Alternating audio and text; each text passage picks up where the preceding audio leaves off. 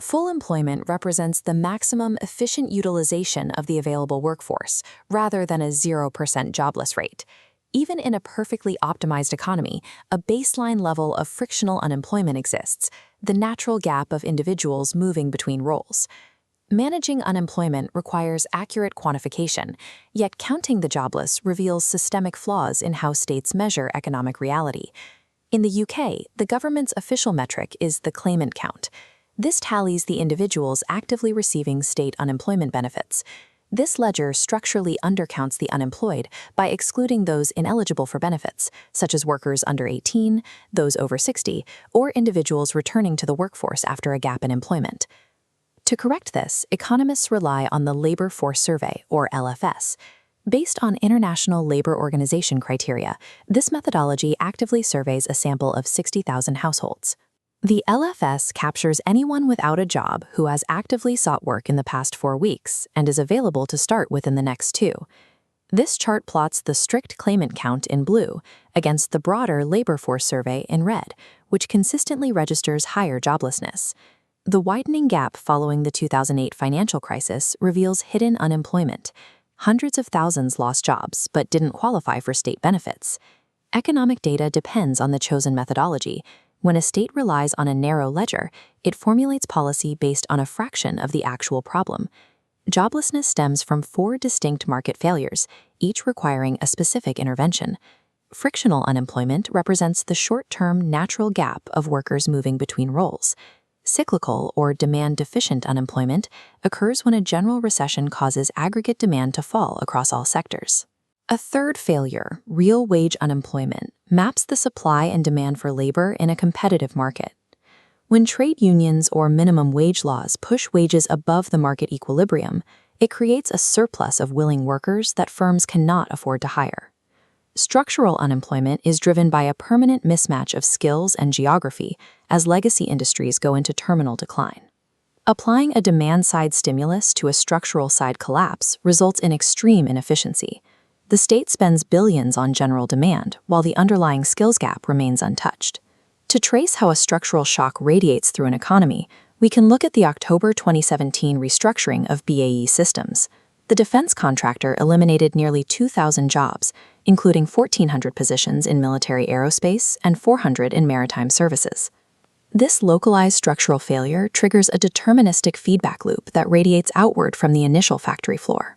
This begins with regional contagion, as concentrated layoffs immediately drain capital from local household incomes. Without that local spending, secondary businesses, from retail shops to local suppliers, lose their primary revenue source and inevitably begin to fail. This feedback loop creates a geographically depressed zone. Capital flight accelerates, local health standards fall, and crime rates rise as the local infrastructure loses its funding base. Beyond the local geography, the impact erodes human capital. Workers in legacy industries possess highly specialized abilities. During long-term structural unemployment, these specific skills rapidly become entirely outdated. This creates occupational immobility. These workers become permanently unemployable in modern sectors, even if the national GDP eventually recovers. A localized corporate restructuring creates a geographic scar that the free market cannot heal alone. The final consequence is a direct fiscal impact on the national treasury. Mass unemployment instantly destroys direct tax streams, specifically income tax. This destruction compounds as displaced workers cut their spending, leading to a drop in value tax receipts. Simultaneously, the state is legally obligated to increase spending on social protection and unemployment benefits. This creates a widening fiscal gap. To cover the shortfall between falling revenues and rising obligations, the government is forced to run a budget deficit. Funding this deficit requires borrowing from the private sector. The state now must sacrifice future revenue to service interest payments on the new debt. Mass unemployment devastates the individual and drains the sovereign treasury, forcing the entire nation to finance the resulting loss of productivity. To correct these failures, the state deploys its primary macroeconomic levers. Expansionary fiscal policy involves cutting taxes or launching massive public infrastructure projects to inject capital and boost aggregate demand. This approach addresses cyclical unemployment by shocking an economy out of a recession.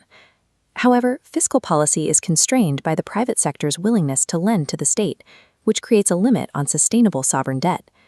It also suffers from time lags. Approving and deploying capital for infrastructure takes years. The stimulus often reaches the market long after the recession has ended. The second lever, monetary policy, is managed by central banking institutions like the Bank of England's Monetary Policy Committee. By lowering base interest rates, the central bank makes borrowing cheaper, incentivizing private firms to expand and hire. In a severe recession, monetary policy loses its grip. If commercial banks lack confidence in the market, they will refuse to issue loans, regardless of the interest rate.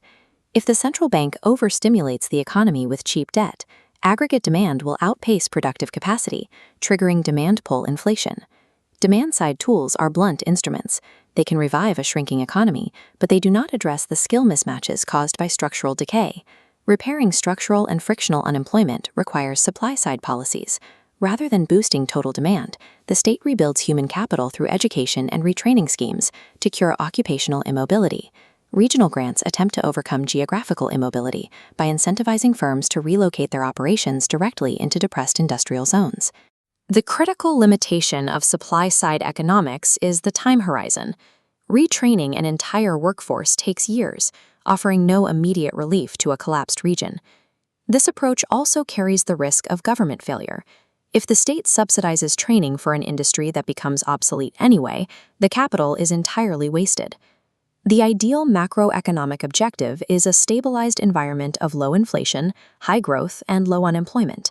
Reaching this point requires diagnosing the specific nature of the joblessness and applying the corresponding remedy. Managing sustainable low unemployment is a constant tension between interpreting labor data, respecting the limits of sovereign debt, and mitigating the threat of inflationary collapse.